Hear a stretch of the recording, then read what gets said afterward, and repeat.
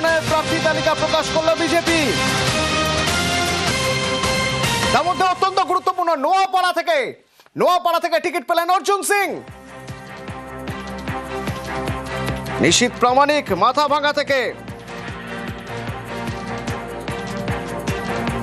হিঙ্গলগঞ্জ থেকে রেখা পাত্র, তরুণজ্যোতি তিওয়ারি, রাজারহাট গোপালপুর, কৌস্তব বাগচি, বারাকপুর থেকে প্রার্থী কৌস্তব বাগচি, টালিগঞ্জ থেকে পাপিয়া অধিকারী প্রার্থী, যাদবপুর সর্বরী মুখার্জি, কাশীপুর বেলগাছিয়া রিতেশ তিওয়ারি টিকিট পেলেন।